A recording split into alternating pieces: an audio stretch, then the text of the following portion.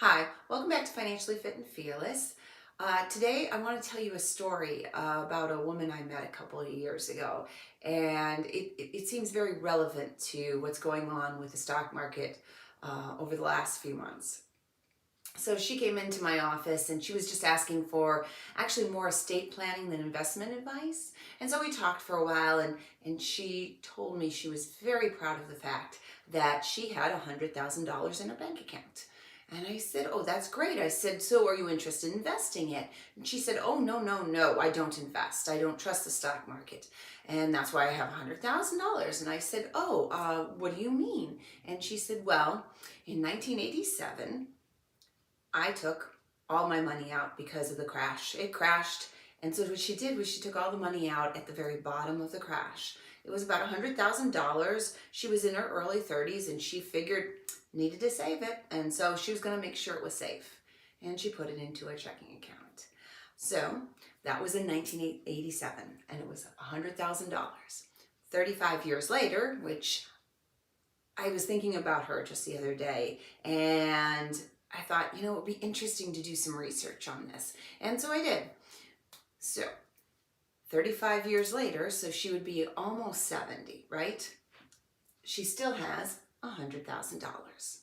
However, and that sounds like a great deal of money.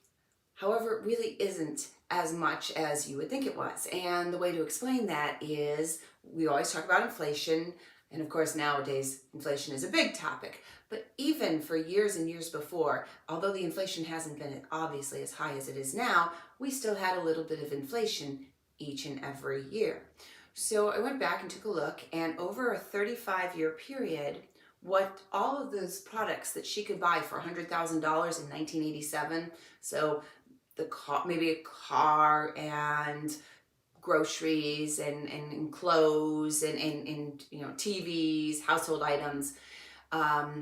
In order to buy that amount of goods, $100,000, 35 years ago, it would cost us now $240,000. So she still has $100,000. However, she can't buy what she could have bought for the $100,000 35 years ago. The reason I say this is because I want to be very clear that with inflation, obviously, products go up, right? And we're finding that out, unfortunately, very quickly sometimes in the last few months. So she still has her $100,000, but it won't buy what it used to buy.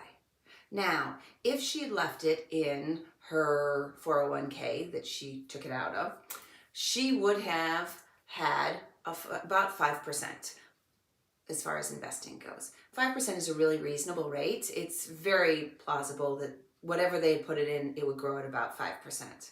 If that was the case over a period of 35 years, it would have gotten to $550,000. That's what she would have today in order to live on. All right, instead of the $100,000.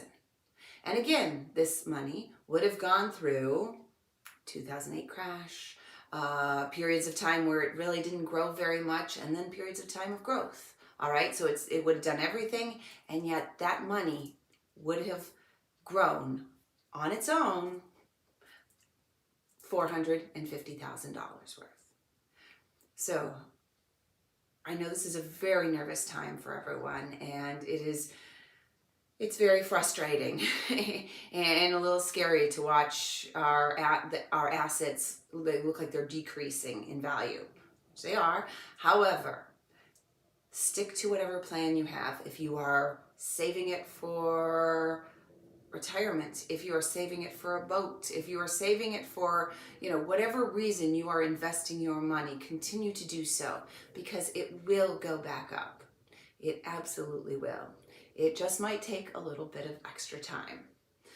But in the end, you don't want to be the person who in 1987 or in 2022 takes their $100,000 out and leaves it in a bank for 30 years thinking it's safe, which it was, but it was being devalued and it wasn't doing anything for her. It wasn't making money, which will happen in the future.